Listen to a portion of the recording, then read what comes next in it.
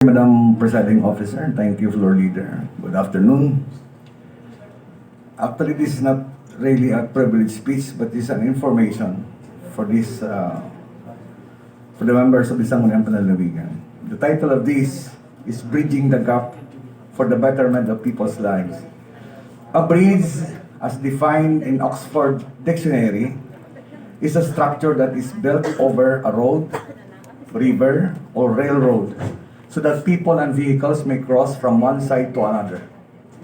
The people of Leon, Iloilo are extremely grateful for the development and projects that were implemented through the efforts of the national and local governments.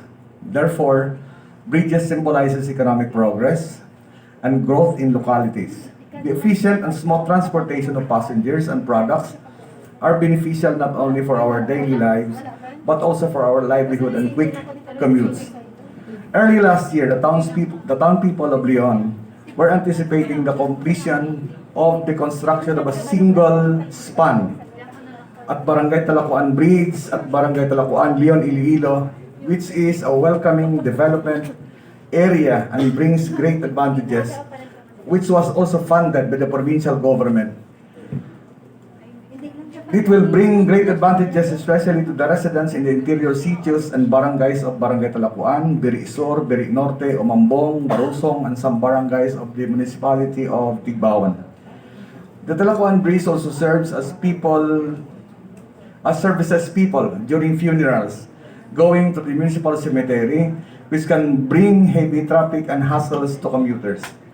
The construction of the Talacu-an Bridge was awarded to Tibiao Antique NK Enterprise Incorporated with a contract amounting to 29,799,697.36 centavos.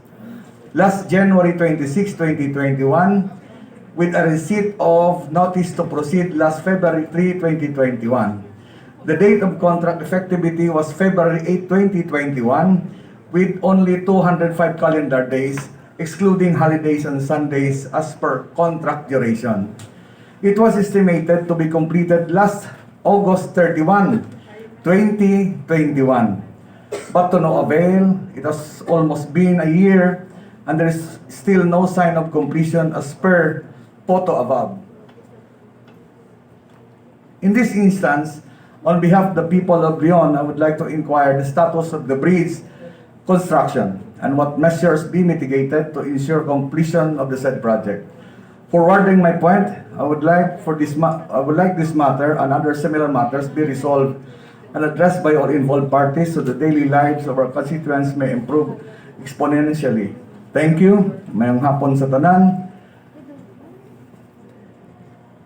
Madam Chair, the floor would like to, if it is all right with the proposer, the floor would like to refer this the content of the privileged speech of Board Member Cajilig to the Committee on Oversight and the Committee on Infrastructure, Joint Committee, to conduct a committee hearing on this particular issue. That's my point of action. Thank you, Floor Leader. What is the lead committee, Yes. Mr. Presiding Officer? Pwede ba na Infrastructure. Wala man problema? This will be my acid test as the chairman of the Committee on Oversight. On oversight. Yes. So So, I hope to refer this to the two committee and Yes. the Committee on Appropriations, Committee on Oversight as the lead committee, Yes, together with the Committee on Infrastructure. It's referred to jointly to the Committee on Infrastructure. Oversight is the lead committee and the Committee on Infrastructure.